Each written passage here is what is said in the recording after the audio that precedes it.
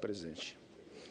Presidente Assir Gurgás, senhoras senadoras, senhores senadores aqui presentes, eu quero, presidente, falar um pouco sobre a crise econômica que vivemos. É o assunto em voga e o assunto mais importante da nação brasileira é o momento econômico e político que vivemos.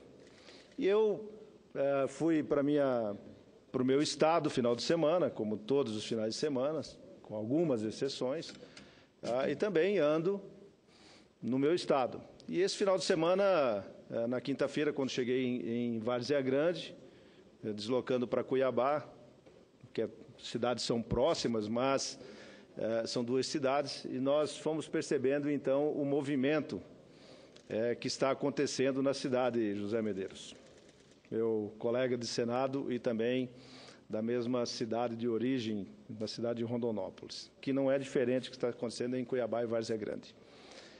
Eu fiquei bem assustado de ver que uma cidade efervescente, não só pelo sol, pelo calor que faz lá todos os dias, mas efervescente sempre nos negócios, uma cidade onde o negócio roda, onde as pessoas comercializam, onde as pessoas andam, onde o comércio é muito forte. É uma cidade que presta serviços para o resto do estado de Mato Grosso, já que o interior do estado é o grande produtor agrícola, pecuária, mas a capital, Cuiabá, é a nossa grande fornecedora de serviços. E a cidade de Cuiabá, como disse, ela vem sofrendo nos últimos dias, também com a crise econômica que se abate no país. E eu, como disse, fiquei muito preocupado, assustado, porque de uma cidade, de um mercado efervescente, de um trânsito sempre, posso dizer, caótico, nós temos um trânsito na cidade agora tranquilo.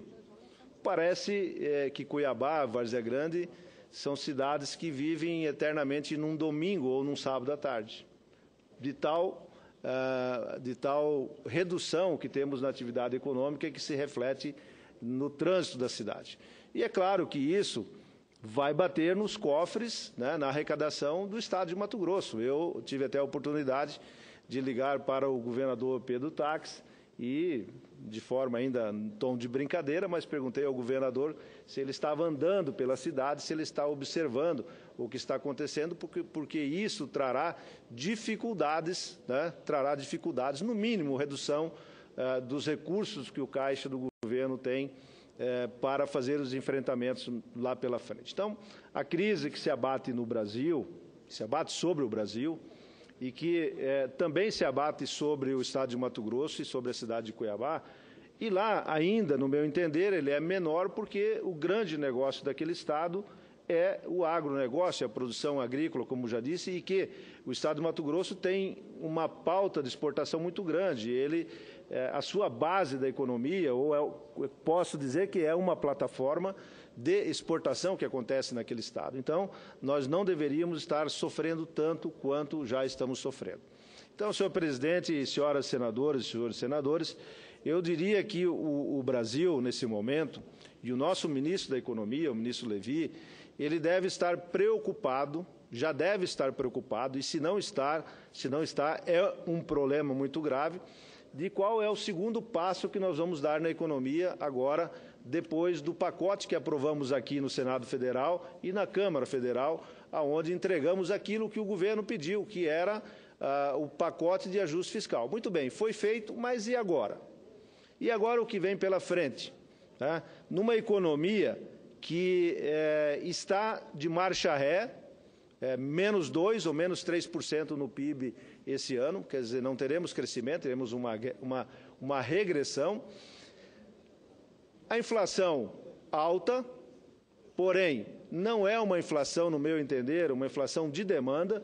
Nós não temos falta de automóveis, nós não temos falta de alimentos, nós não temos uma inflação de consumo. Nós temos uma inflação, esse período, de 9,5%, 9,24%, coisa parecida que vai ser esse ano, mas é uma inflação provocada pelo reajuste dos preços controlados que o governo deixou de tomar as providências necessárias no momento correto, há 2, 3, 5 anos atrás, e agora teve que fazer um reajuste de uma vez só. Então, sim, nós temos uma inflação. E aí o Banco Central, para combater a inflação, que, repito, não é uma inflação de demanda, mas é uma inflação de preços controlados, sobe o juro de tal maneiras que o consumo acaba, o consumo diminui, o comércio diminui, as pessoas perdem a oportunidade e a vontade de fazer investimentos, as pessoas se retraem porque temos inflação. Então, além da inflação, temos os juros altos. Então, eu não vejo, sinceramente, como o governo vai combater, nesse momento, a inflação com juros altos que se propõe e, ao mesmo tempo, achar que a economia voltará a crescer por si só, como se nada tivesse acontecido no dia de ontem. Não é assim, senhor presidente. Se o governo, e aí é governo, somos nós no Senado, a Câmara, a sociedade, todos nós estamos envolvidos nesse problema. O país é como se fosse um automóvel, como se fosse um barco, como se fosse um avião, estamos todos dentro, e se isso acontecer bem, a viagem foi bem, todos nós vamos juntos. Mas se essa viagem não terminar bem, todos nós sairemos feridos dessa viagem. Então, no meu entendimento, o governo precisa retomar as rédeas da economia. O ministro Levi precisa entender, ele precisa admitir, ele precisa fazer uma reflexão, ele precisa ter um plano B da saída da nossa economia. Porque logo aqui na frente, logo daqui a 30 dias, sei lá, 90 dias, no máximo 6 meses, final do ano, o Brasil não terá o grau de investimento que nós temos hoje. Para mim, isso é favas contadas, isso vai acontecer, porque a economia está mal. A arrecadação do Estado está caindo, porque a economia não reage. Muito bem, isso gera déficit. Se nós tínhamos uma proposta de um superávit de 1,2, 1,3, lá atrás, que votamos e achávamos que isso seria possível ser feito, e agora não é, e o governo já admite de ser 0,12, 0,14, mas no meu entendimento, e dos economistas, ou do que a gente lê e percebe, é de que esse superávit já não existe mais. Eu achava que a diferença desse 1,4 para 0,14, quase 100 bilhões de reais, fosse um colchão que o governo tivesse para fazer a retomada do crescimento. Mas ele não tem esse dinheiro. Esse dinheiro foi consumido porque a economia mergulhou, a arrecadação caiu, os juros subiram e a economia se estagnou e nós não temos o que fazer. Então, nós precisamos ter os pés no chão, a cabeça no lugar, e o governo tem que admitir as suas dificuldades de hoje e as dificuldades do amanhã. Porque o amanhã é logo amanhã, ele não é daqui muito tempo. E acontecerá que o Brasil perderá o grau de investimento e nós perderemos bilhões e bilhões de reais aqui dentro. Quais são as consequências, senhor presidente, desse ato para a sociedade brasileira, para a economia brasileira? Ora, eu tenho uma opinião do que vai acontecer, mas o governo já tem essa opinião? O governo já sentou e começou a negociar com os setores, com a sociedade, com o próprio Congresso, ele já se manifestou de dizer qual será o próximo passo depois do grande problema que nós teremos, que é a perda do grau de investimento?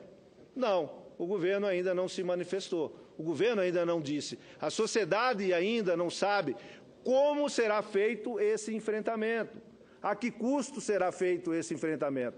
Mas uma coisa é certa, nós não passaremos sem poder, ou não passaremos sem fazer esse enfrentamento. Então, meus amigos, o meu tempo já está finalizando, mas eu quero dizer o seguinte, a crise que se abate em todas as cidades de Mato Grosso, que se abate em todas as cidades do Brasil, e que terá consequências gravíssimas para os governos estaduais, municipais, que já enfrentam. Eu liguei para alguns prefeitos essa semana para conversar, todos estão absolutamente parados, tentando fazer o pagamento da folha dos seus serviços durante esse ano. Não tem nenhuma expectativa que seja mais que pagar as folhas que estão acontecendo. Então, O que vem pela frente é muito difícil, a perda do grau de investimento é muito grave, irá acontecer, eu não tenho dúvida que irá acontecer, e todos nós devemos estar preparados. Mas me parece que o governo não está preparado para isso. Hoje foi solicitado pelo Ricardo Ferraço, com a minha aquiescência e os demais colegas lá da Comissão de Assuntos Econômicos, o Medeiros estava na comissão também hoje, o senador Medeiros, convidaram o ministro Levi a vir na comissão para que ele possa dizer em alto e em bom som para todos nós aqui no Senado, no Congresso e a sociedade, de como será feito o enfrentamento da grande dificuldade que virá pela frente depois da perda do investimento que o Brasil vai ter. Então, eram essas as minhas considerações. Eu me preocupo com o que passou, mas estou muito mais preocupado já com o que vem pela frente e, infelizmente, vejo a inércia e não vejo a atitude que o governo tem. Saudar aqui o gesto da presidenta de essa semana dizer que vai diminuir os seus ministérios, coisa que todos nós aqui, acho que individualmente cada um dos senadores já pediu, já solicitou, criticou, está vindo. E pode-se dizer, não tem grandes economias. Não tem grandes economias, mas tem um gesto. Tem um gesto e uma atitude simbólica. E é isso que a população brasileira precisa se mover. Precisa de gestos, precisa de posições e sinalizar como as coisas vão acontecer para o futuro. Então, eu quero finalizar meu discurso, dizer da minha preocupação, mas também dizer que estarei aqui firme e forte para discutir o futuro do Brasil. Afinal de contas, essa é a nossa responsabilidade nessa casa. Muito obrigado, senhor presidente.